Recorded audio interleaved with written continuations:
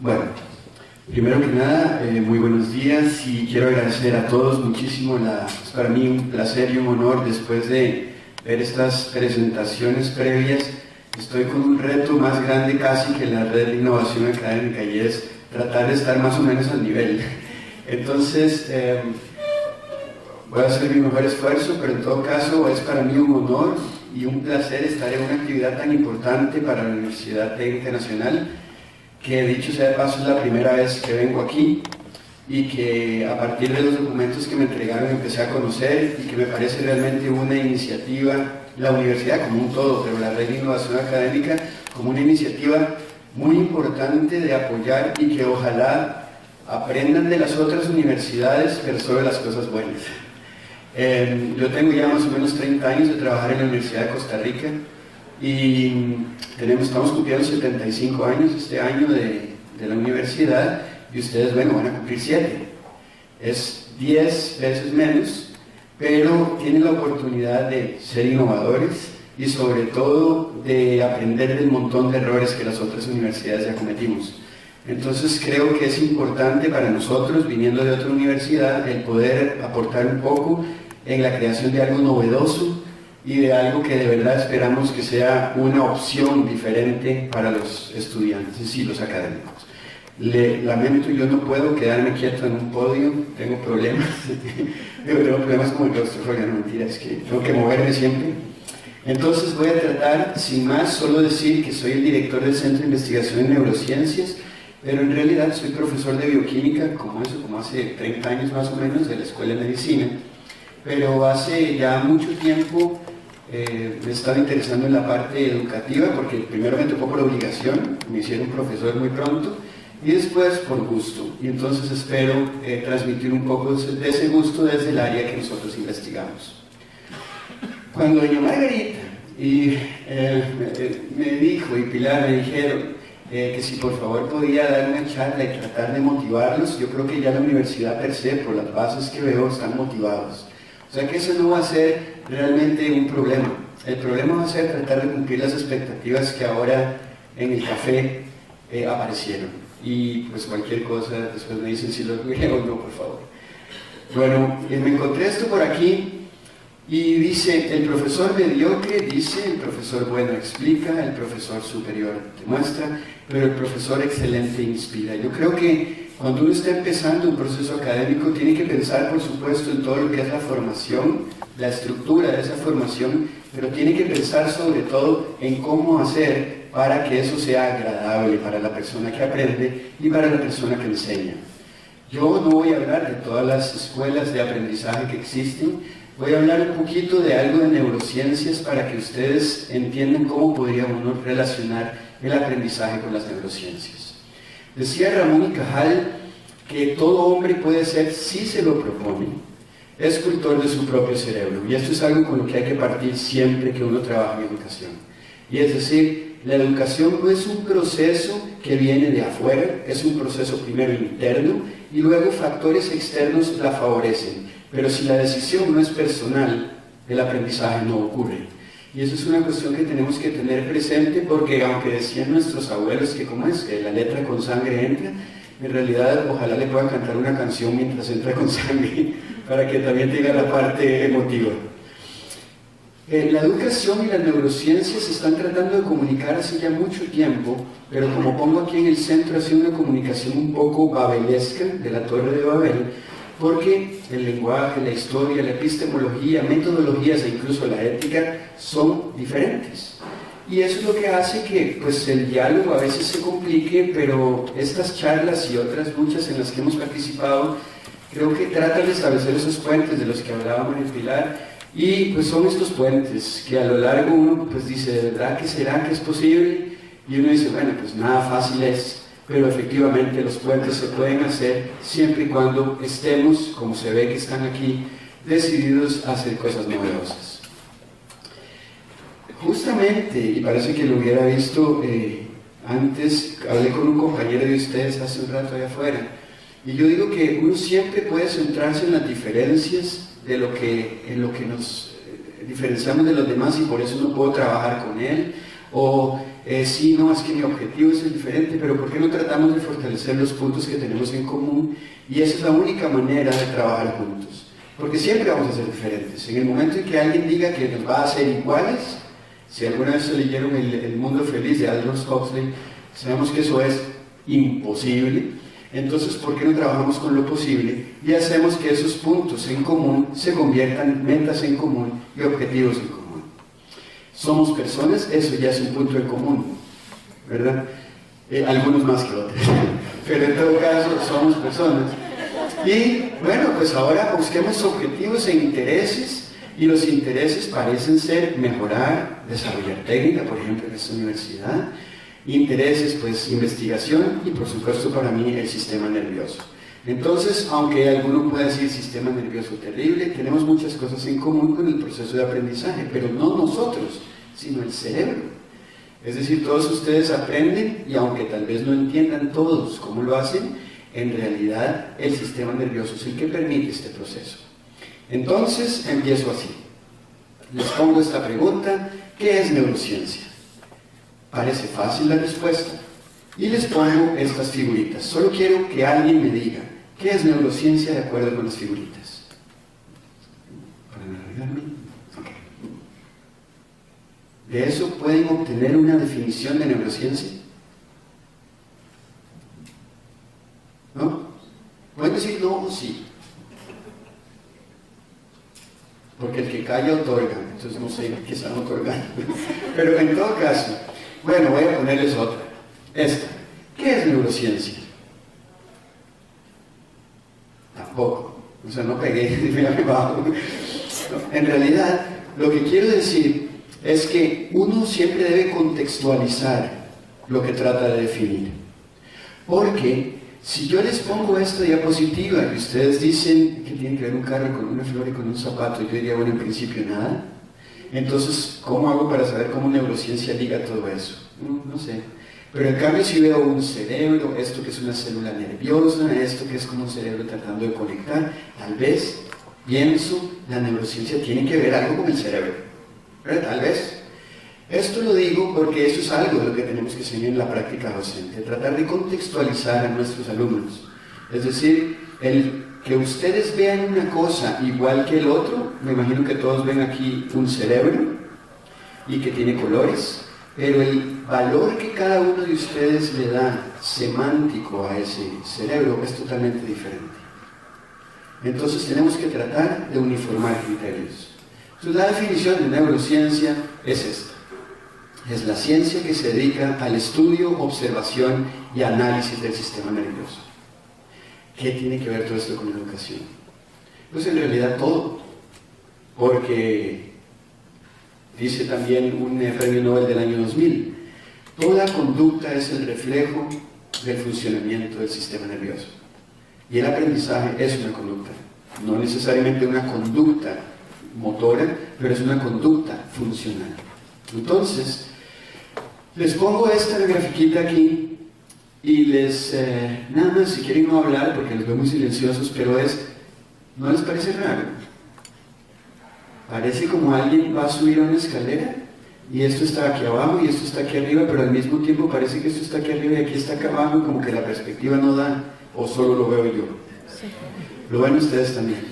Eso es lo que hace el cerebro, y ustedes conocen a un artista que se llama Escher, que crea continuos, algo sin fin, sube cosas y luego esas cosas bajan a un lugar que está arriba, y si no, ¿cómo hace para bajar arriba? Pues más o menos, eso es lo que tratamos de decirles con esto del cerebro. El cerebro es capaz de hacer muchas cosas, pero esas cosas tienen que estar dirigidas. Esas cosas se dirigen a través de una cosa que se llama investigación. Porque existen, siempre existirán creencias, yo creo que, sí, existen posibles verdades, cada vez menos concretas, pero existen posibles verdades, y a partir de la investigación, con todo este marco, obtenemos conocimiento. Y ese conocimiento nos da armas. ¿Armas para qué? Para hacer algo. Pero otra vez, el tener el conocimiento no es suficiente. Es, ¿qué hago con él? Porque yo puedo pasarme leyendo toda la vida sobre neurociencias, pero ¿quiero hacer algo con él? ¿O no? ¿Puedo hacer algo? ¿Cómo lo hago? Entonces, lo que comentan aquí de la UTN y de la red famosa, esta importantísima de innovación académica, es que debe haber una multidisciplinariedad y transdisciplinariedad. Y si algo falta en nuestra cultura, en el ser costarricense, es esto, y es comprensión y respeto. Eso es lo importante para convivir con los demás. Y sobre todo, ¿sabes qué? No creer que uno es mejor que nadie. Para crear una red, aunque pueden existir nodos más grandes que otros, tiene que existir una horizontalidad y respeto en las acciones. Y tener presente que todos somos necesarios para que la red funcione. En la que uno de esos nodos no funcione, pues no funciona toda la red, ya deja de ser una red. Entonces creo que el respeto es algo que deberíamos aprender, y no solo hablar de él, sino tratar de promulgarlo todos los días entre nuestros estudiantes y los docentes. Pregunta, como profesor me toca, es un quiz, estamos mal formados, y este es un quiz. ¿Qué creen que es esto? Necesito que dos personas por lo menos opinen, porque si no, no me sirve la dinámica. O sea, ¿qué creen que es eso? Una persona. Sí, úvula. ¿Usted cree que es la úvula? Es decir, ella cree que es esto que está aquí atrás. Que los señores que cantaban seguro que nos la mostraron si hubiéramos estado a nivel. Por cierto, excelente. Ok, úvula. ¿Alguien más? La raíz de un cabello. Y otra persona, porque tres es mejor que dos. Una gota de sangre. Ok, tres personas, una figura, tres opiniones diferentes. Eso es lo que ustedes tienen en una clase. O sea, ustedes tienen estudiantes que ven lo mismo, pero lo interpretan diferente.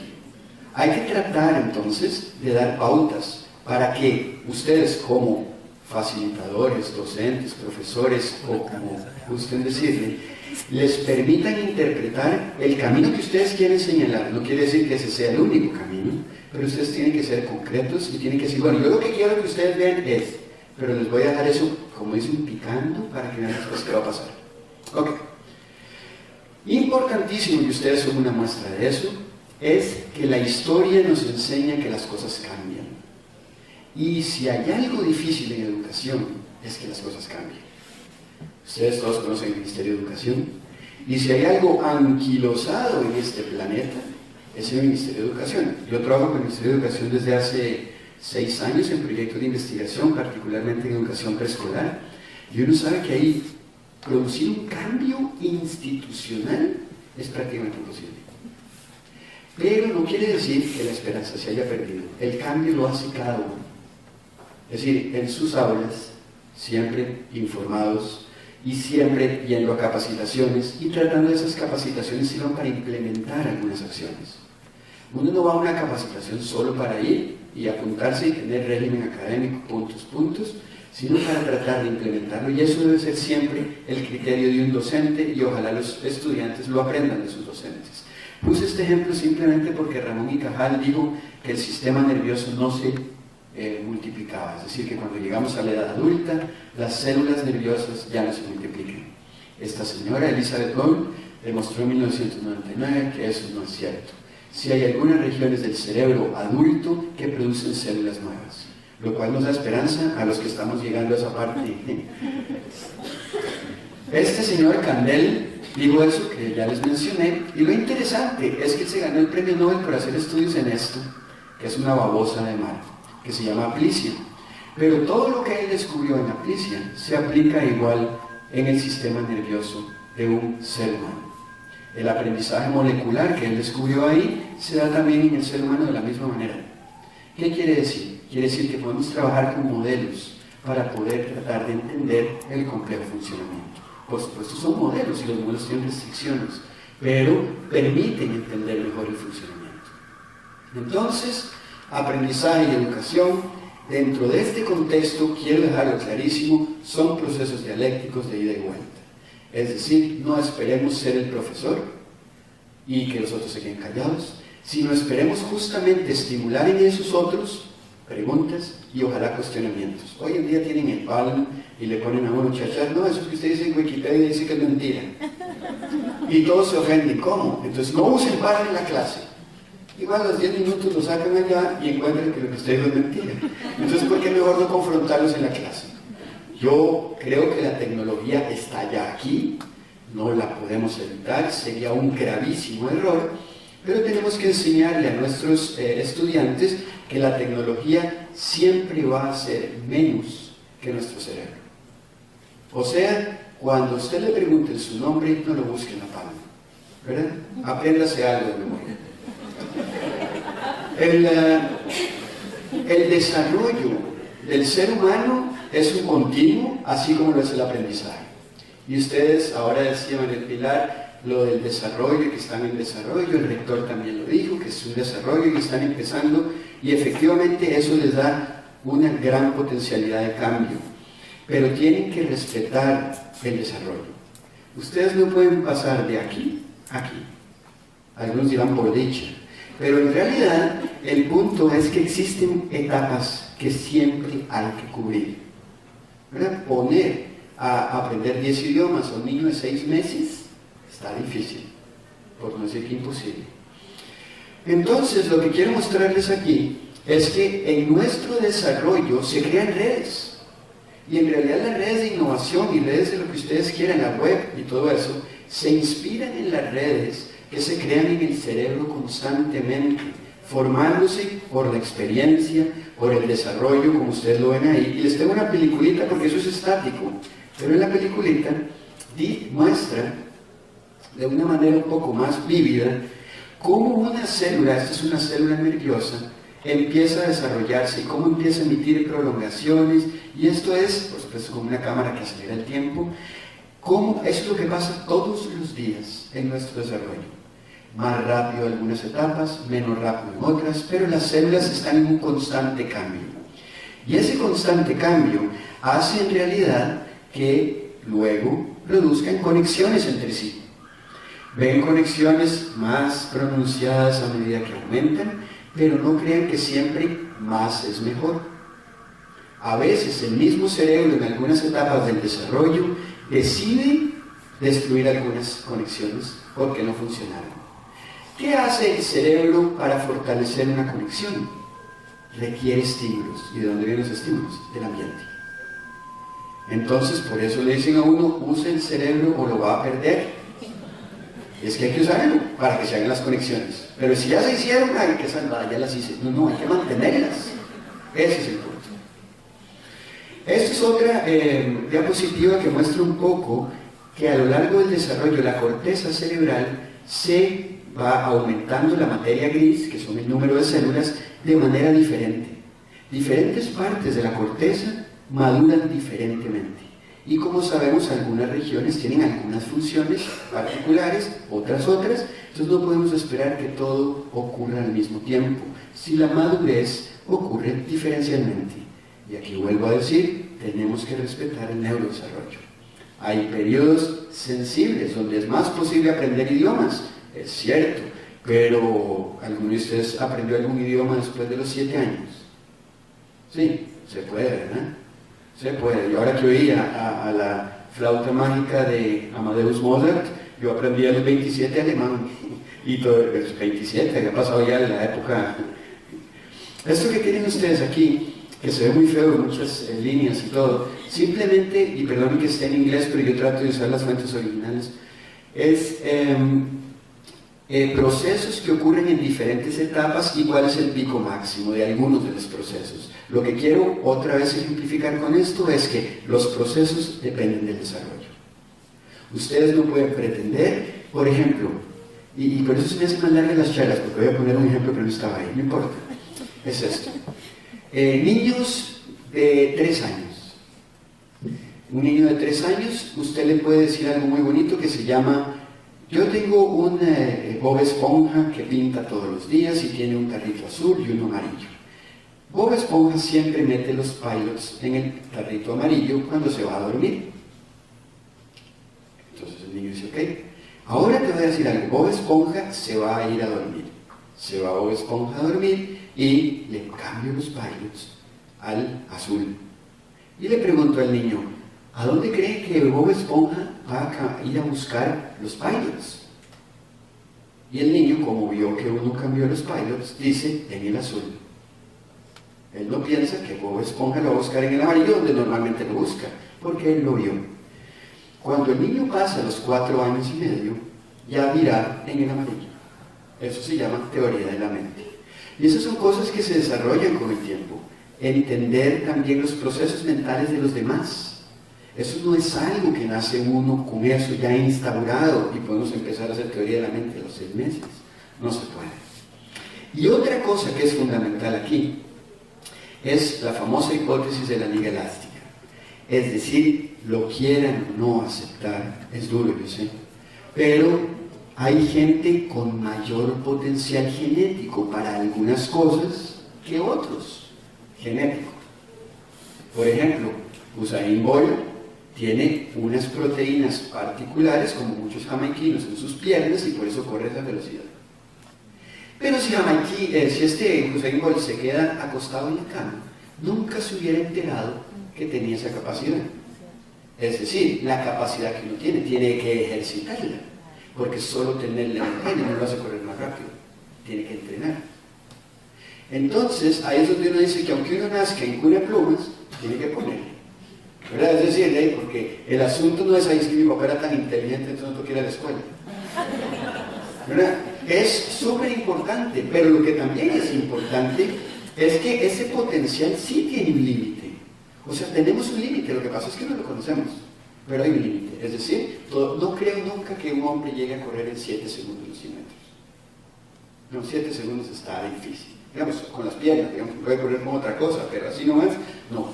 Pero no importa, el punto es trabajar hasta el máximo, llegar a ese techo, y el techo es diferente para cada uno. Por eso, en nuestros alumnos hay que decirles, miren, no importa si el otro estudia media hora y se saca un 10, y usted estudia 7 horas y se saca un 8. Son diferentes, y tal vez comen diferente, y tal vez viven en una casa diferente. Y ustedes no conocen esa realidad. Entonces hay que tratar de desmitificar que yo soy tonto porque necesito 10 horas para. Usted es diferente. Y ese es el punto. Y yo creo que es fundamental que los estudiantes lo entiendan, pero sobre todo que lo entendamos los profesores. Esto que ustedes ven aquí es una técnica lindísima nueva del cerebro que se llama la técnica Rainbow o arcoíris cerebral. Y es que marcan células y entonces esas células las podemos ver cómo se conectan con otras en un animal en vivo. Estos son, por supuesto, son modelos animales. Y podemos ver entonces las conexiones y cómo los procesos de aprendizaje estimulan esas redes de innovación académica. Okay. Esto es una neurona, una célula nerviosa, y aquí vemos creando redes por estimulación. Las redes se establecen con esas sinapsis, que es lo que se llama el contacto entre las células nerviosas. Una sola neurona, o célula nerviosa, puede estar conectada con 1000 y hasta 10.000 neuronas al mismo tiempo. Pero lo interesante es que esas 10.000 neuronas pueden ser unas activadoras y otras inhibidoras. Y la célula hace una suma, una resultante, y se suma más resta, pum, pum, sí, activo. Todo es un proceso consensuado entre células, entre cambios eléctricos, que ocurren en estas redes. Estas redes producen sustancias químicas y otra película, para que vean que no es mentira. Yo les puedo contar muchos cuentos con fotos, pero en cambio esto es un video de cómo se forma una sinapsis. Normalmente, eso rojo que ustedes ven ahí arriba, voy a ponerlo en grande tal vez, es una neurona que está siendo estimulada eléctricamente. Y poco a poco ese estímulo va haciendo que crezca y que se vaya uniendo a otra neurona, que es una neurona verde, que está marcada con otro tipo de fluorocromo. Y esa sinapsis es funcional, es decir, la estimulación eléctrica permite una conexión. Pero si esa conexión no se estimula, ¿qué pasa? Se pierde la conexión entre esas dos células. Esto es nada más para ejemplificar lo mismo. Y aparece el mismo gráfico que puso ahora María del Pilar, las famosas redes, simplemente para tratar de hacer una metáfora. Es decir, el sistema nervioso es una red y funciona bastante bien. ¿Por qué no va a funcionar una red? Innovación académica. Depende de nosotros. Por supuesto que ustedes dirán, es que las células no tienen problemas de trabajo, es decir, ellos no saben si es de 8 a 5, ¿verdad? Y además una neurona no se pelea con la otra porque eso es lo que ustedes creen. Las neuronas se pelean por el espacio. En el desarrollo hay una guerra de espacio Y es por eso que alguna gente, si usted estimula más la parte visual, esas células van a conectarse con la corteza visual. Si usted estimula más la auditiva, van a irse a la auditiva. Y en algunas especies se ha demostrado que las visuales pueden irse a la auditiva. Y por eso se da la sinestesia. Alguna gente que ve sonidos, gente que oye colores y cosas así, porque las conexiones se establecieron mal en el momento del desarrollo. Hay que trabajar en grupo. Y ese trabajo en grupo es fundamental. En estos, en la que uno deje pedalear, se caen todos. Eso es una red. Y esa red es plástica, no es algo estático. Y eso tal vez es lo que le cuesta más a la mente. Y es entender que uno no puede hacer un plan de educación para siempre. Ese plan de educación tiene que cambiar con las necesidades, los aportes novedosos de la tecnología, con la personalidad del grupo. Hoy hablaba con una persona de Guanacaste. Si la gente es de Guanacaste o es de Punta Arenas, tengo que darle elementos diferentes. Su cultura es diferente, su clima es diferente, su disposición para aprender es diferente dependiendo de la edad. Todo eso hay que tomarlo en cuenta. Pero la plasticidad es un concepto que dice que es la capacidad que tiene el sistema nervioso para cambiar ante estímulos externos o internos. Cuando hablo de internos, estoy hablando de, perdón, no se ofendan, es un ejemplo clásico porque es clarísimo, el periodo premenstrual. Hay hasta anuncios de eso en tele, que tienen el periodo premenstrual y entonces están de mal genio y uno no sabe ni por qué. Son las hormonas. Eso es un cambio que se da plástico en un periodo por un cambio interno, hormonal. Claro, que eso puede ser una justificación, ahí entendemos que estoy en el periodo premenstrual. Bueno, porque la plasticidad se da también a nivel conductual. Es decir, ustedes también pueden controlar parte de eso, y eso se llama plasticidad también. A esta niña le dijeron, no pinte la pared, pero no es que no pinte, no, pinta en el papelito. Utilice la energía en otra cosa. Ahí está, las hormonas no se las vamos a cambiar, pero cambiamos entonces la actitud.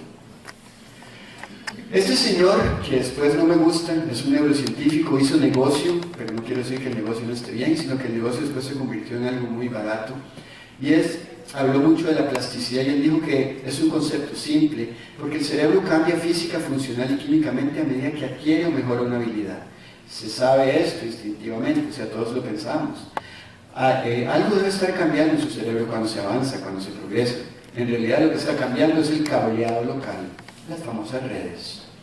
Los detalles de cómo está conectado y esos cambios tienen que ver con la mejoría en el desempeño, por supuesto, eso es establecimiento. A medida que se adquiere una habilidad como la lectura, por ejemplo, que un niño de 6 meses todavía no puede, se crea algún sistema que no existía o que no estaba en su lugar, ¿verdad? Entonces se puede reacomodar en el camino, y esa es la idea, no estamos perdidos en el camino.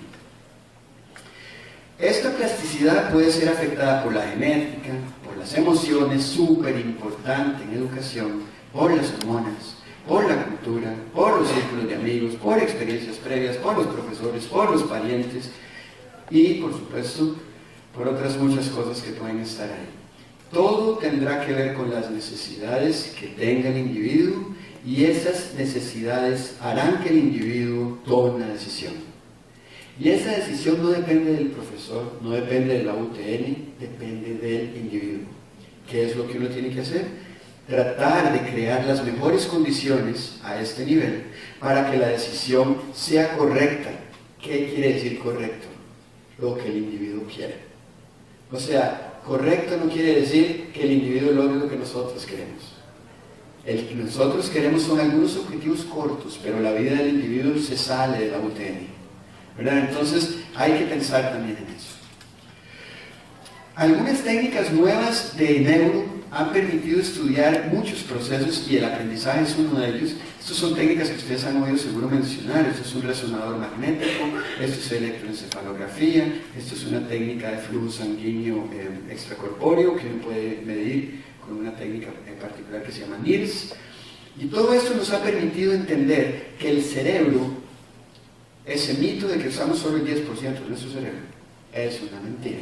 Usamos todo el cerebro, pero algunos lo usan mejor que otros, ¿verdad? Eso es una de las cosas. Esto es Algunas regiones tienen algunas funciones particulares. Donde ustedes ven los colores más calientes son donde hay mayor actividad. Entonces, dependiendo de cuál sea la actividad que esté generándose, así se van a activar más o menos ciertas regiones. Pero no quiere decir que solo un punto. Viendo pasivamente palabras, vean, occipital por supuesto porque está viendo, aquí está la corteza visual, pero vean que aquí hay otras zonas de activación, lo que quiere decir que el cerebro funciona como un todo. No es esta parte y luego esta parte, hay una comunicación, hay una red.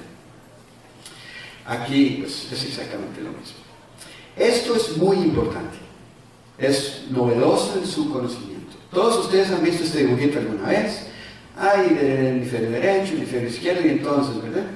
Este mito de que un hemisferio cumple solo unas funciones y el otro cumple otras funciones, se ha roto, digamos. Este mito es un mito. No quiere decir que no haya hemisferios que sean prevalentes o que tengan una predominancia de alguna función, pero los dos hemisferios trabajan siempre juntos para cualquier función. Y eso es muy importante porque hay un cableado, otra vez, ese cableado que permite las redes entre el hemisferio derecho y el izquierdo, que se llama el cuerpo calloso. Son estas cosas que hoy podemos medir con tractografía. Eso es un cerebro humano vivo, al cual uno le puede ver las terminaciones nerviosas que llegan desde el cuerpo calloso hacia el hemisferio derecho o izquierdo, y se puede ver, y se ha visto, que las mujeres tienen una mejor conexión que los hombres entre los dos hemisferios. Entonces ayer me preguntaba alguien en otro contexto, es por eso que dicen que las mujeres pueden hacer más cosas al mismo tiempo. No, es una cuestión cultural. Es decir, las mujeres asumen más cosas al mismo tiempo y el hombre se deja. Digamos, más o menos así. Pero en realidad, no, póngase a pensar a ver si no tengo razón, ¿verdad? Nada más piense. Es que él no sabe bañar al chiquito. Lo baño yo. Después se quedan, él nunca baña al chiquito. Más o menos así. Pero este cuerpo, lo que sí es cierto es que si una mujer sufre una lesión de un hemisferio, mucho más fácil recupera que un hombre, porque el hombre sí tiene muchas funciones más localizadas en un hemisferio que la mujer. O sea, su interconexión entre los dos hemisferios es menos rica que la de la mujer. Pero no justificar la cultura por la neuro, ¿verdad? Sí son diferentes el cerebro de una mujer y de un hombre. Es decir, les aviso, somos diferentes. ¿Verdad? Tengamos cuidado con eso porque han salido artículos que el hablar de esas cosas, y sobre todo como uno lo diga, hace que uno piense que las mujeres son peores o mejores. Y yo les doy aquí un ejemplo. El hombre tiene un cerebro más pesado que la mujer. Eso no le da más ventaja. Solamente que él es más pesado que la mujer. En realidad no le da ninguna ventaja. De hecho, se han hecho pruebas de memoria, y el tener más peso no tiene nada que ver con si es mejor o peor en tareas de memoria. Además, el número de conexiones es lo que es importante, no cuánto pesa, sino realmente las células que tengo se están conectando. Son las redes lo que nos importa, no el número de células nada más.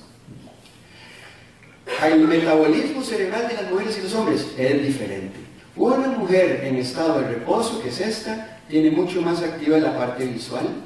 El hombre tiene mucho más activa la parte temporal, que es auditiva y olfatoria. Tiene también la parte aquí más motora, el hombre; la mujer la parte más calculadora y de toma de decisiones, que es la corteza prefrontal.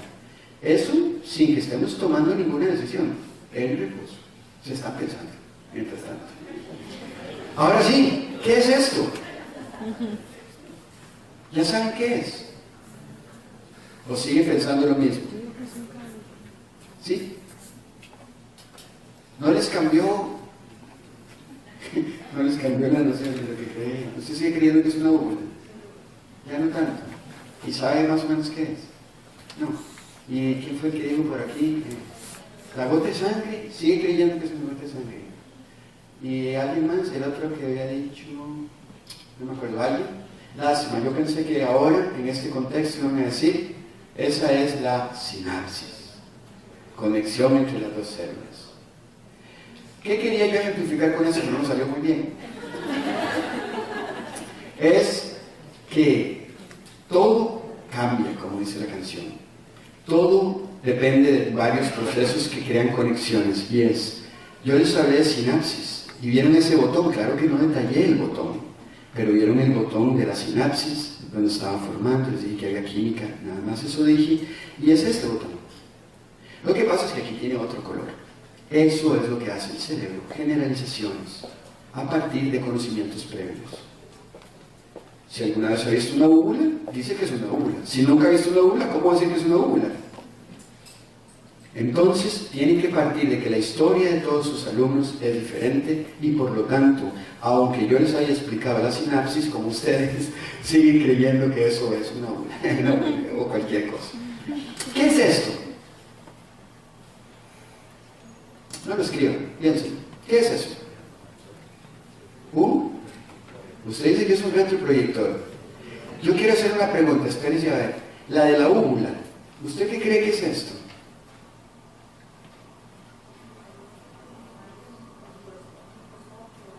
Como un microscopio. Y él dijo un retroproyector. Perdón lo que voy a decir, pero él es de una generación, como la mía, en la que no existía PowerPoint ni computadoras. Y uno daba las clases con esto, que es un retroproyector. ¿Sí o no? Pero, y sirve para proyectar lo que yo estoy haciendo ahora con una computadora. Entonces, cuando ustedes van a hablar con una persona que viene de un lugar que no tiene contacto con la tecnología, y empiecen a hablar de cosas que son muy tecnológicas, puede estar perdido. Y no es que es más tonto, no es que hace menos conexiones, sino que en realidad le estamos llegando mal. No es que tienen que conocer la historia de cada uno de sus estudiantes, que sería ideal, pero es imposible, pero sí tienen que conocer el contexto. Y ese contexto les ayudará a tomar mejores decisiones a la hora de dar una clase. Por eso yo escogí el retroproyector, porque sabía que en el contexto iba a haber alguno como yo que podría contestarlo. El cerebro es tan maravilloso, es que cuando a uno le gusta algo, como en el Pilar y a Margarita, esto de la innovación, y a mí el cerebro, se podría pasar aquí toda la vida. Yo sé que ustedes dicen, no, yo quiero almorzar, pero en todo caso es esto. Ustedes han visto estas fatas morganas alguna vez, ¿verdad? Sobre todo si van carretera a Guanacaste o algo así, que se ve esto como agua. Usted lo ha dicho, como agua. Es una ilusión óptica que se crea, bueno, por los rayos solares. No voy a entrar en esos detalles, pero lo interesante es que, ¿cómo hago yo para saber que no es agua? Se ve como agua, brilla como agua, pero no es agua. Pasando por ahí. Entonces, cuando pasa el carro por ahí y no hace porque bajamos agua, el cerebro dice, mira, no era agua. El cerebro constantemente está haciendo una evaluación de ¿será? No, no es. ¿Será? No, no es. Hasta que pega lo que es. El cerebro constantemente, y por eso siempre está activo, ¿será que es un retroproyector? No es un microscopio, no es una úvula, no es. No, no es. Tiene un color que no me parece. Esa evaluación, eso todo es con redes. Todos los sistemas participan. El oído, la vista, el olfato, ¿verdad? Todo eso es importante. O sea, el cerebro es una maravilla. Estas son las redes que se crean, que bueno, no las voy a detallar, pero son las redes que se crean para decir, mira, no era agua. Que ahora lo sabemos porque ya hemos pasado varias veces por ahí.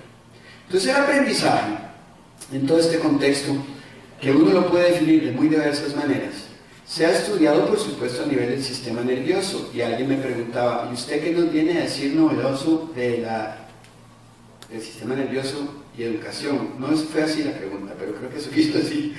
El punto es, lo primero que quiero decirles es que el sistema nervioso no les dice nada nuevo, porque ha estado siempre ahí. Es decir, el sistema nervioso no apareció ahora con las neurociencias hace 30 años, sino que aparece siempre.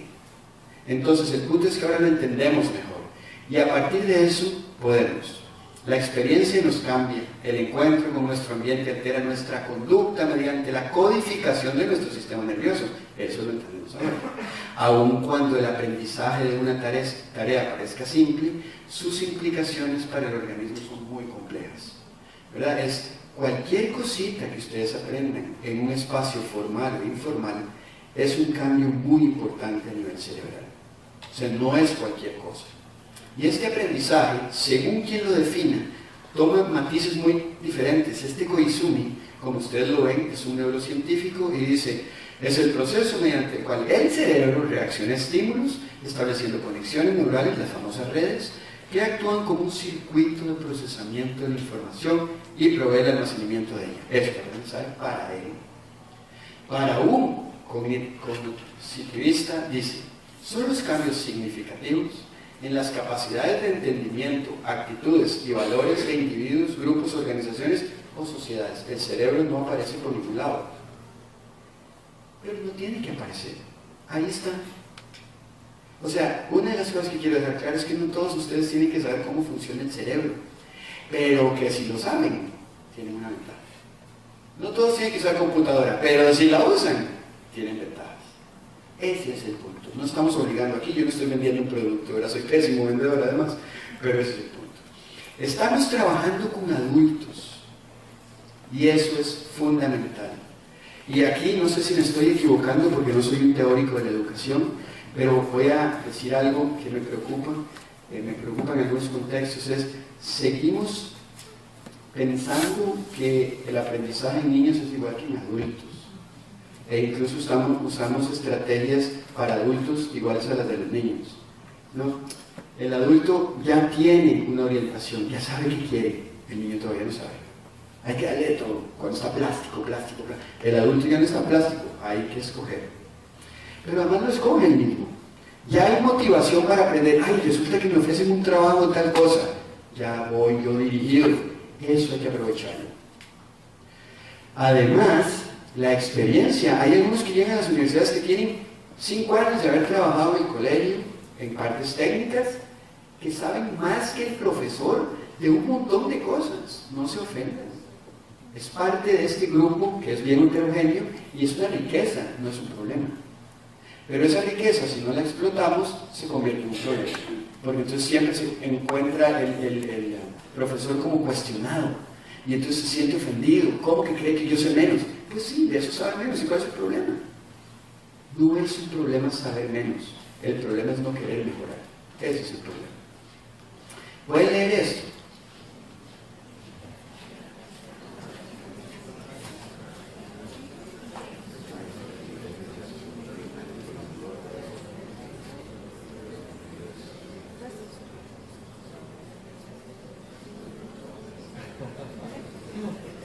Ustedes mismos veo en sus ojos, se sorprenden que puedan leer esto.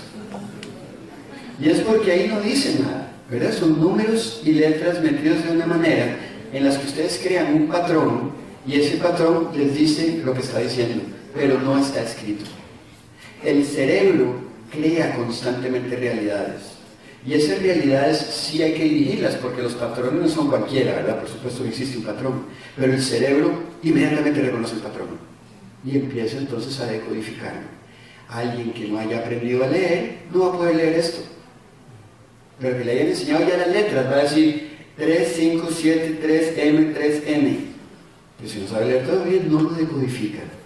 Eso es lo maravilloso del aprendizaje. Ya lo aprendieron y además lo ejecutaron y hasta ahí que hacían como ojos de ¿cómo? ¿Estoy pudiendo leer eso?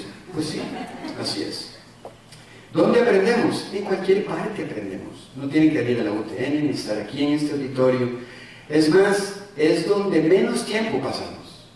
Pasamos mucho tiempo, eso es un estudio que se hizo hace poco, y bueno, sé que hay diferencias según el país y la cultura, pero más o menos el 14% estamos en lugares de aprendizaje, el 33% dormimos, ojalá dirían algunos, el 53% en diferentes ambientes.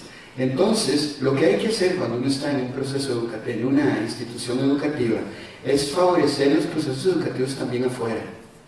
Si no solo decirles aprendan aquí, aprendan ahora, sino darles cosas para que se lleven inquietudes, que pueden incluso contestar atravesando la calle, leyéndose un libro de los Simpson, que en realidad todo eso sirve.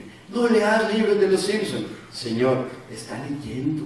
Hoy en día nadie lee, que lea un libro de los Simpson.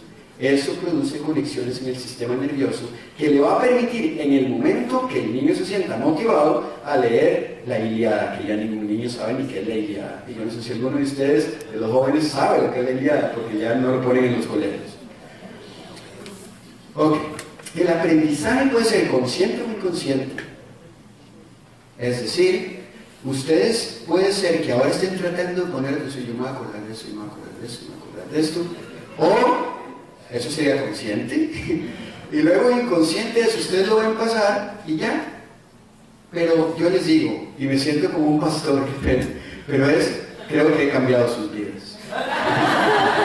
El punto es, cambié sus vidas ¿en qué sentido? En el sentido de que después de hoy, ustedes van a empezar a cuestionarse otras cosas, aunque no sea lo que yo presenté aquí. Pero tienen otro elemento más para poderlo incorporar a su vida como quieran. Yo no puedo exigirles que lo incorporen como yo quiero. Yo puedo darles y ustedes verán qué hacen con eso. Pero hay cosas que ya vieron aquí, como por ejemplo el haber leído eso, tal vez lleguen a su marido, a su novio y dicen, es que así no puede leer algo, que no, eso ya se les quedó ahí, y no voy a hacer un esfuerzo. Este es el esfuerzo, 2 por 1, 2 por 2. Repetir, no está mal, lo hemos satanizado. Repetir está mal. No, hombre, es la repetición lo que crea las conexiones. Si usted muchas veces pasa por el mismo lado, esa conexión se forma y se mantiene. En el sistema nervioso la repetición es necesaria. Es necesaria. O sea que esto va acorde con la función. No quiere decir que no puedan usar otras técnicas, pero es una que no hay que satanizar. Funciona.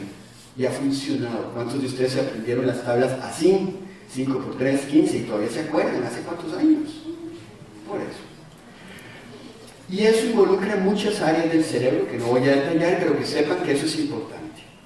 Pero además hay aprendizaje inconsciente. Hoy con esas técnicas novedosas, no les voy a detallar esta técnica, pero es muy bonita, que se llaman los potenciales evocados relacionados con eventos. Es, ustedes oyen o ven algo y su cerebro empieza a procesar cosas. Y ustedes ni cuenta se dan como lo que les estaba diciendo. Yo no estoy aprendiendo algo, estoy viendo. Y al ver, ya su cerebro incorpora información. ¿Qué quiere decir aprender? Es parte de incorporar esa información y manipularla. Y eso es lo que hacen ustedes con la información, manipularla. ¿Qué es esto? ¿Qué hay detrás de una pared negra ahí?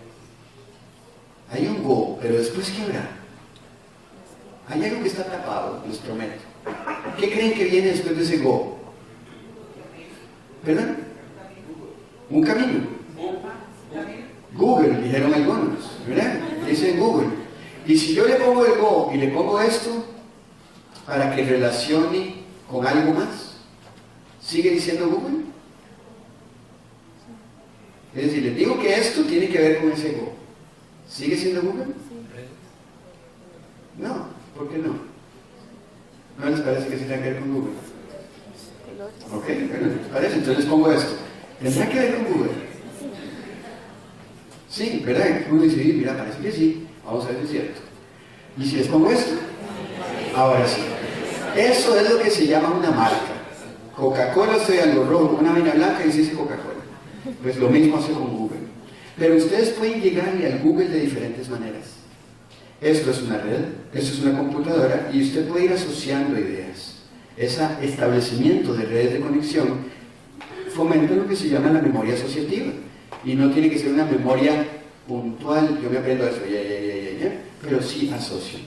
¿Con qué? El que nunca ha usado Google, esto no le dice nada, nada, cero. Es más, una persona que no había usado una computadora me dijo que seguro es lo que decía gol. ¿Sí? O sea, por cierto, le gustaba el fútbol. Entonces el aprendizaje puede ser, o es modificado por la conducta propia, porque lo que ustedes hacen también afecta a su propio aprendizaje, emociones, los maestros, la familia, todas las relaciones sociales, habilidades sociales y por supuesto el clima, que lo diga el que está trabajando ahora en Guanacaste. Pero además hay otras cosas que van a determinar nuestros aprendizajes. No voy a entrar por supuesto en ninguna. Esta importante, la iglesia. Dependiendo en qué país está, tenemos que tener en cuenta qué es lo que está pasando ahí, porque ustedes han visto todo lo de las redes sociales en la primavera árabe y todo eso, que no era ni permitido tocar una computadora, que escondían todas las redes y todo. Por supuesto que tiene que ver. Importante aquí, las políticas. Y aquí es donde sí estamos un poco mal. Y en las políticas estatales, que siempre son tan lentas en producir cambios. Entonces nosotros queremos el cambio para que nuestros estudiantes ya lo incorporen, tengan paciencia. Es decir, esto que acaban de innovar hoy, que es de verdad para mí un honor estar en la inauguración de esta red, es algo que va a ir lento. No esperen que mañana tengan resultados y no sacrifiquen a la gente por eso, ¿verdad? O sea, el punto es que siempre queremos que todo sea rápido y ya ven, hasta Macho Ramírez pierde. Esas redes que se crean en el aprendizaje, hoy en día las podemos medir con lo que se llaman tractografías, que son esas conexiones, y se pueden medir y se puede ver cómo se crecen a lo largo del tiempo, tanto en humanos como en modelos animales, pero esto ya se puede ver, y esto nos permite entender que el cerebro es uno solo, no son partes, que los dos hemisferios no están separados, que son uno solo, y eso es lo que hace que el cerebro funcione, de que sea una unidad con muchas conexiones. Esto que yo puse aquí, úselo o piérdalo, es porque existen libros que se llaman así. De hecho, es importante, ya hace 3 semanas salió en La Nación un artículo que decía que el cerebro era un músculo. Yo dije, Diosito santo, se va a caer el techo. No es un músculo, por cierto, no es un músculo, pero debe ejercitarse para que se desarrolle. En eso se parece a un músculo. Es un problema de semántica, es decir, no es un músculo, es como un músculo en su desarrollo. Pero a los que trabajamos con el sistema nervioso nos parece un poco insultante, pero no es un músculo. Pero sí hay que ejercitarlo, y si no lo ejercitan se pierde. Ustedes saben que ahora en Alzheimer estimulan la memoria con juegos, con que escriban, que aprendan poesías, qué tal, para tratar de mantener algunas de las conexiones que se van perdiendo. Y creo que un ejemplo que les quiero hacer aquí es, resulta que un sabio indio les dice a 4 personas que entran, pasan por la calle y les dice, metan la mano por ahí, toquen lo que hay ahí y me dicen después qué hay ahí. Entonces metían la mano y le decían, es una espada, decía uno. El otro, es un abanico. No, el otro, una pared. No, en realidad es una serpiente, decía el otro. Lo que ustedes ya comprobaron con la vista, que vimos con la úvula, con el tacto es igual. Pero además, cada uno de nosotros en realidad no necesariamente está tocando lo mismo. Estamos tocando puntos diferentes, de un mismo elemento. Y eso es importante saberlo. La espada, el abanico, la posible pared y una serpiente. Pero en realidad es un elefante. O sea, el todo es más que la suma de las partes. No podemos creer que simplemente agarrando esto y esto y esto ya tenemos un elefante, porque es mucho más que eso, es un concepto más grande. Y eso es lo difícil cuando uno es profesor, pero como dicen, el que se mete a jugar tiene que aguantar y tiene que entender que los conceptos no pueden ser reducidos a elementos solamente, pueden hacerlo para estudiarlos, pero luego tienen que armar ese rompecabezas, porque si no, es una espada. Esto es una espada. Ok. ¿Alguna vez alguien se ha puesto enfrente de un globo y lo inflamos? Lo inflamos y resulta que en algún momento lo inflamos y estalla. Vean la reacción de este niño cuando estalla. Es como, ustedes la han hecho seguramente, ¿cómo quizás estallar? Porque ustedes ven que la bombeta va a explotar. Ok, eso se llama aprendizaje o condicionamiento clásico. Si yo hago lo mismo con un niño que ya alguna vez sufrió esto, ya a la altura de esta bomba, que todavía no era tan grande como esta, empieza a cerrar los ojos. Empieza a decir, esto va a estallar. Entonces, el cerebro muchas veces precede a la acción ya cuando ha aprendido. Yo lo que creo que viene es esto. ¿Verdad? Usted va a una película y yo sé cuál va a ser el final. ¿Verdad? Ya se han visto muchas películas, sobre todo si es gringa, se sabe siempre cuál es el final. Pero el punto es, y eso es parte del aprendizaje, entonces uno tiene que partir a veces de esos supuestos. Ya esta persona viene con esto, usemos otra estrategia. ¿Qué les evoca esto? Tal vez a las 9 de la mañana más que ahora. O sea, ¿eso qué podría ser? Podría ser una taza con Coca-Cola. Normalmente uno no pone las tazas en Coca-Cola. Digo, la Coca-Cola es la taza. ¿Ok? Entonces eso a uno le evoca un café. Y no sé, cierren los ojos. 10 segundos. Mira, bueno el café. O sea, esto evoca más que solo lo que ven. Cuando ustedes huelen un perfume de una persona que pasó al lado de ustedes Ustedes dicen, este perfume lo conozco, es marca número 44. No. Ustedes dicen, este lo tenía tal persona. Me acuerdo en aquella fiesta. Eso es lo que hace el cerebro constantemente. Crear y recrear nuevas evidencias, nuevos aprendizajes. Esto también es aprender. Bueno, esto es exactamente lo mismo. Y aquí, y sé que es una de las últimas cosas, porque es muy importante, el sueño. Incluso en Estados Unidos están tratando, no digo que sea una buena idea porque viene de Estados Unidos, porque en realidad hay muchas que no son buenas y vienen de ahí, pero hay algunas que tal vez sí. No sé, ustedes han visto que sus estudiantes normalmente se acuestan más tarde. Digamos, antes uno se acostaba más temprano. Bueno, en el campo todavía, porque la luz, pero ahora ya la luz llega a todo lado. Entonces, eso varía. Resulta que como se acuestan tan tarde, las clases a las 7 de la mañana son una tortura. Pero son una tortura no porque uno diga, dice, pero hay que llegar a las 7. No, es porque el cerebro todavía no está preparado. Es decir, vienen acostándose y están levantados, la capacidad de activación del cerebro todavía no obtiene el máximo. Entonces ustedes pueden dar una clase a las 7 de la mañana, pero su rendimiento no va a ser el mejor. Entonces en Estados Unidos incluso están pensando en hacer más tarde las clases y nunca poner clases a las 7 de la mañana, para tratar de acoplarse un poco a las nuevas generaciones. Y sí, que terminen un poco más tarde, porque ellos son activos más tarde. Pero siempre guardando el sueño, porque el sueño tiene diferentes etapas. Y dependiendo de la etapa, el sueño no solo es conciliador de la fuerza y energía, que también lo es, sino que lo es de los procesos cognitivos. Es decir, en una fase del sueño que se llama el no movimientos oculares rápidos, hay una instauración de memoria declarativa. Durante ese periodo, yo empiezo a acumular memorias que puedo expresar. Eso se llama memoria declarativa.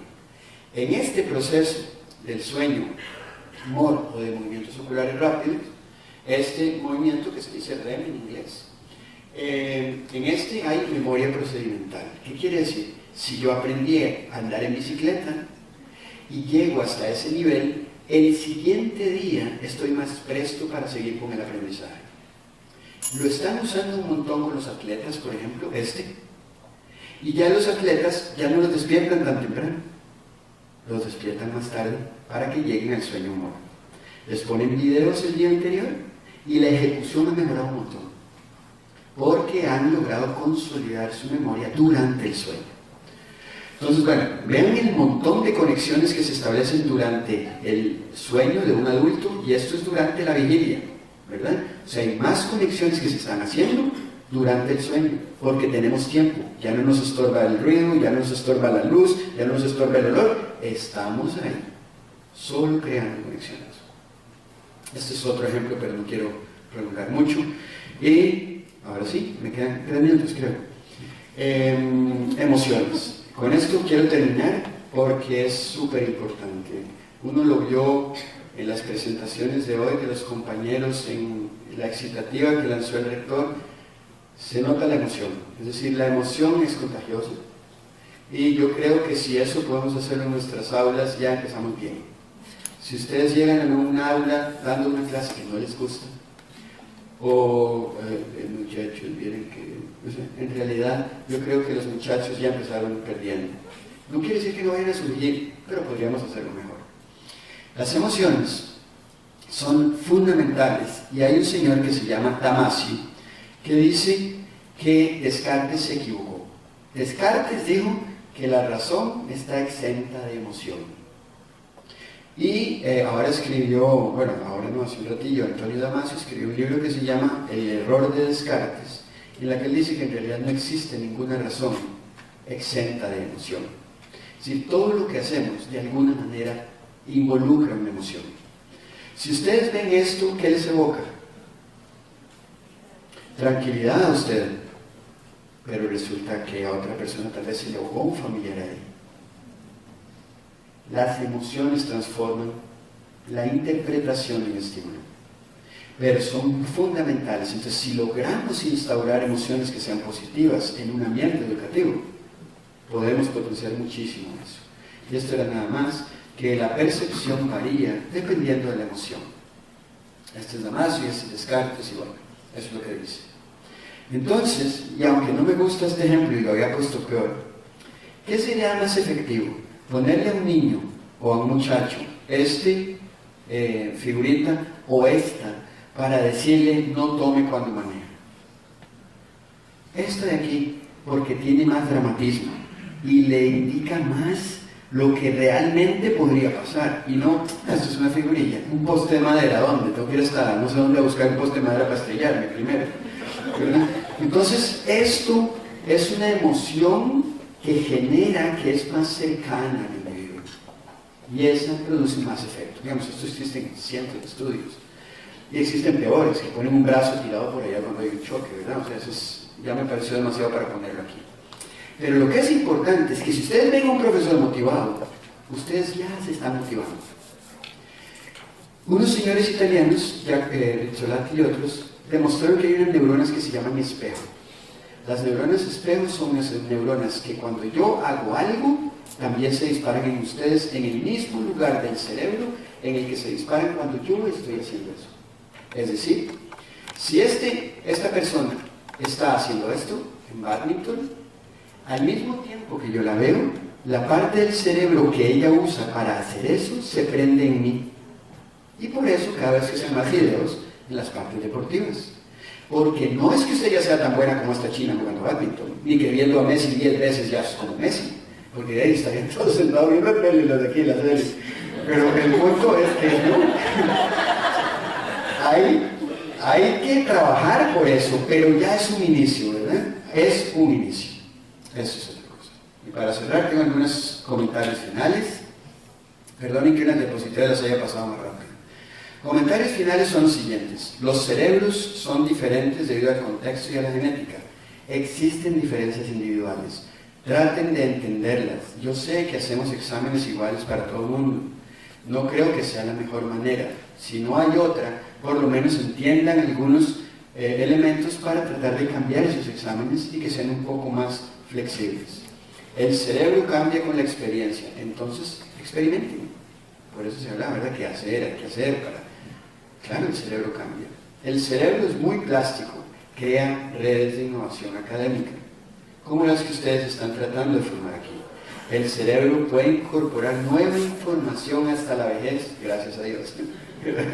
Los que estamos más cerca de aquel lado estamos felices. Y el desarrollo cerebral depende de muchos factores, y muchos de esos factores dependen de nosotros mismos. Muchas gracias.